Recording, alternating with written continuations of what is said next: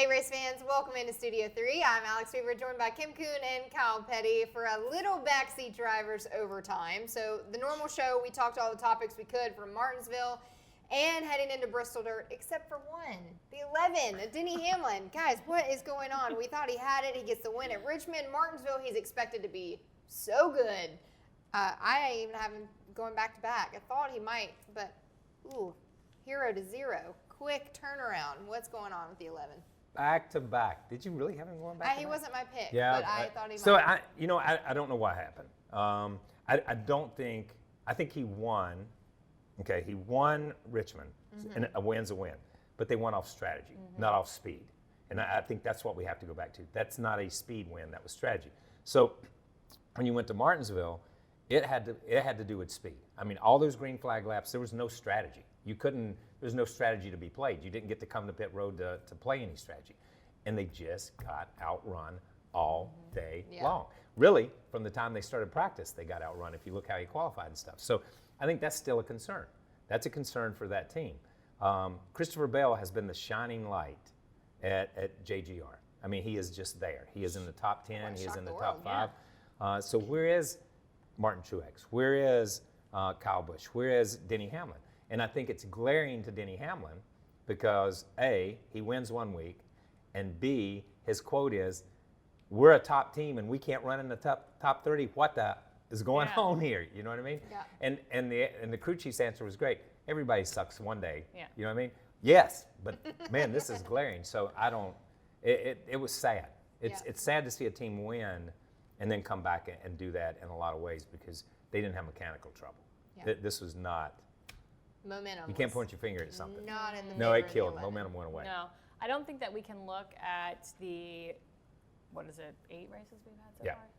And be kind of shocked that Denny won. Because each and every week, anybody can win. Yeah. Now, what I am shocked about is the fact that they aren't figuring out this car.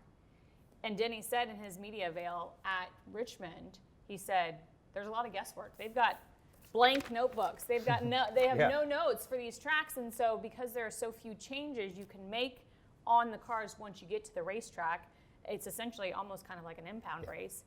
You have to come to the track with the right setup, with the right guesswork. And for whatever reason, they are missing week after week after week that guesswork. And it's a little strange to me, especially considering Chris Gabehart. He's a racer. Like, why haven't they figured this out kind of thing?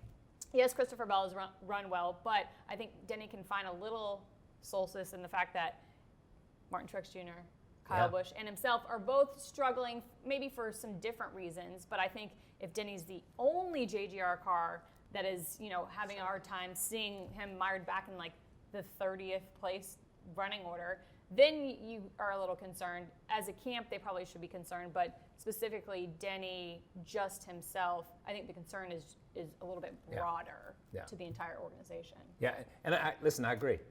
But it seems like you can look at JGR and you talk about those three guys. Those three guys are the established stars. But the established stars at Stewart-Haas Racing are struggling too. The established stars at Penske are struggling too. You know what I mean? The established stars at Hendrick Motorsports have struggled a little bit this year. So is that the car?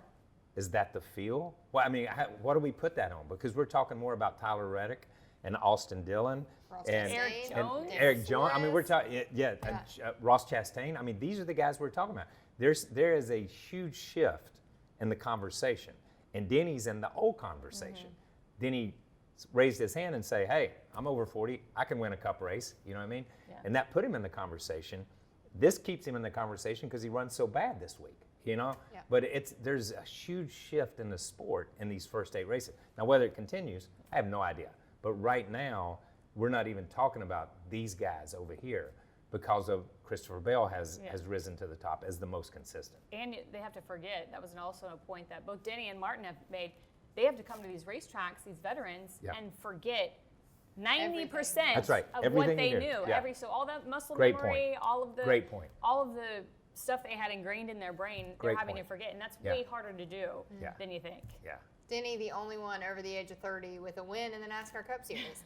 Well, you don't have to worry about us showing up week in and week out. We're here on the Backseat every single week, so make sure and tune in every Monday on NASCAR's channels. And tune in this week. We break down a little Friday night fight night from Martinsville, so we'll get into a lot more from the paperclip, and we'll get you a preview for Bristol Dirt. We'll see you on the full episode of Backseat Drivers.